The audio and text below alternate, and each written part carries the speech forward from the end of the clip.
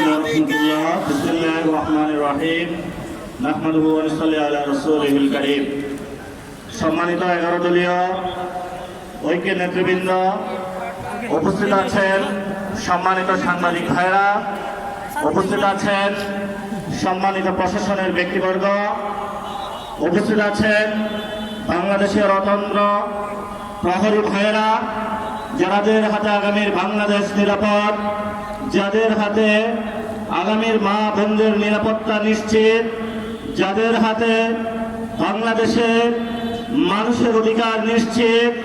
প্রিয় বাংলাদেশ, আপনারা জানেন যে নির্বাচনটি হয়েছিল, সেই নির্বাচনের মাধ্যমে গত 17 বছর আমরা অপেক্ষা করেছিলাম বাংলাদেশে গণতন্ত্র প্রতিষ্ঠা হবে, কিন্তু 12ই ফেব্রুয়ারি বাংলাদেশে যেটা প্রতিষ্ঠিত হয়েছে সেটা গণতন্ত্রের বদলে বাংলাদেশে জিয়াতন্ত্র প্রতিষ্ঠা করা হয়েছে।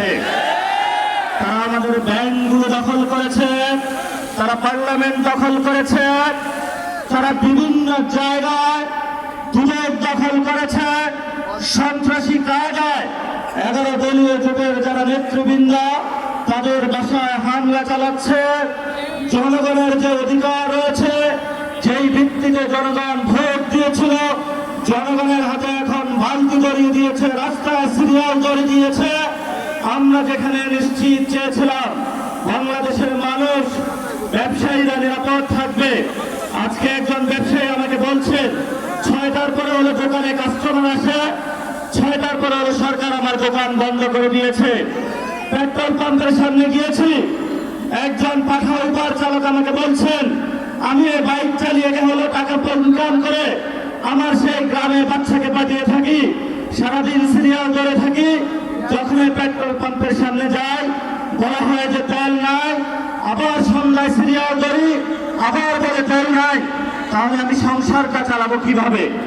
বাংলাদেশের সাংবিধানিক যে প্রতিষ্ঠানগুলি রয়েছে, সেই সাংবিধানিক প্রতিষ্ঠানগুলোকে আমরা যখন একটি নতুন বাংলাদেশে সংস্কার নিশ্চিত করতে চেয়েছিলাম, দুদকে সংস্কার নিশ্চিত করতে চেয়েছিলাম, বিচারালয়ের সংস্কার নিশ্চিত করতে চেয়েছিলাম, পুলিশ প্রশাসনের সংস্কার নিশ্চিত করতে চেয়েছিলাম, সাংবাদিক ভাইদের সংস্কার নিশ্চিত করতে চেয়েছিলাম, ব্যবসায়ী ভাইদের সংস্কার নিশ্চিত করতে চেয়েছিলাম, ব্যাংকিং খাতে সংস্কার নিশ্চিত করতে চেয়েছিলাম, সেখানে হলো মাননীয় প্রধানমন্ত্রী তার চিরচরিত অভ্যাস সমাবেশের ভাই বোনেদেরকে নিয়ে এসেছে, কাউকে দুদকে বসিয়েছে, কাউকে বাংলাদেশ ব্যাংকে বসিয়েছে, কাউকে বিচারালয়ে বসিয়েছে, কাউকে হলো পুলিশ প্রশাসনে বসিয়েছে, কাউকে হলো পার্লামেন্টে নিজে মুখ বন্ধ করে তাকে হলো তার গ্রিন কার্ড দিয়ে বলেছে তুমি যা ইচ্ছা বাংলাদেশের মানুষের সাথে গাদ্দারি করতে পারো, তোমাকে আমি গ্রিন কার্ড দিয়ে দিলাম।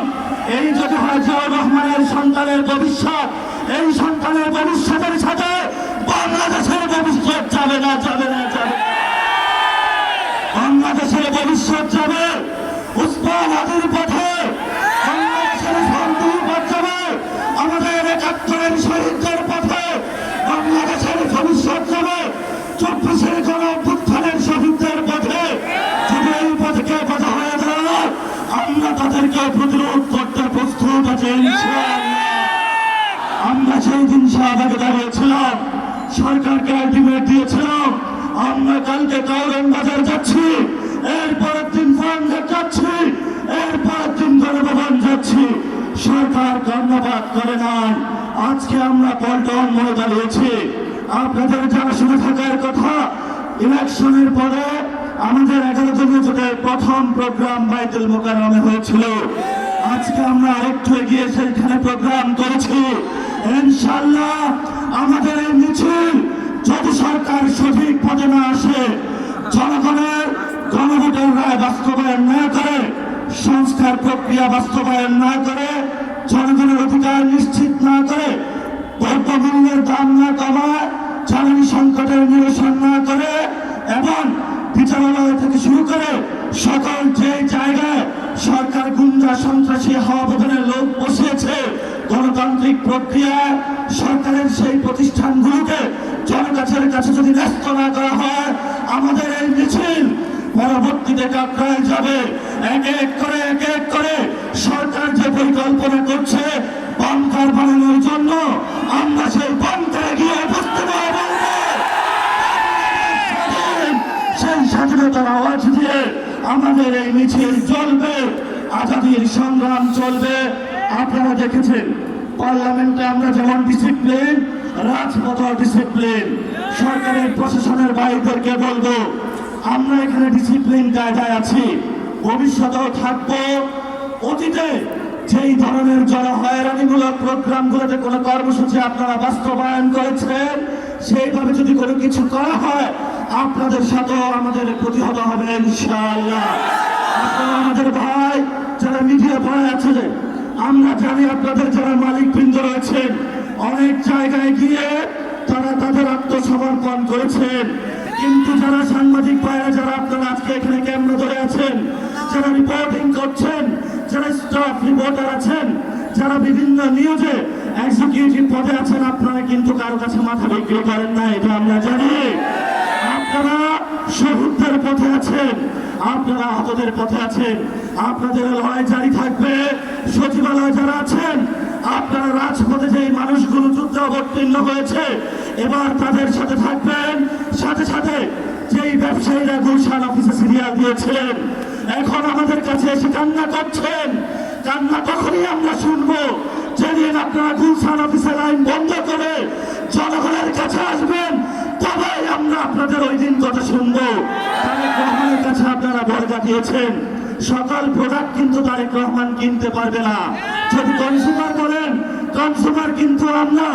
যদি ভবিষ্যৎ আপনাদের নিরাপত্তা নিশ্চিত করতে হয়, নিরাপত্তা নিশ্চিত কিন্তু আমরাই করব।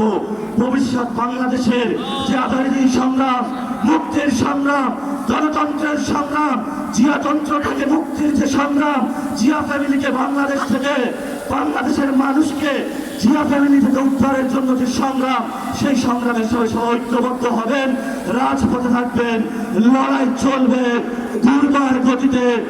আসছে ফাগুনে, বসন্ততে, আগামীর দিনগুলোতে দ্বিগুণ, তিনগুণ, চতুর্গুণ হয়ে ইনশাআল্লাহ আমরা মাঠে ফিরব। সবাইকে সালাম, ইনকিলাব জিন্দাবাদ, আজাদী জিন্দাবাদ।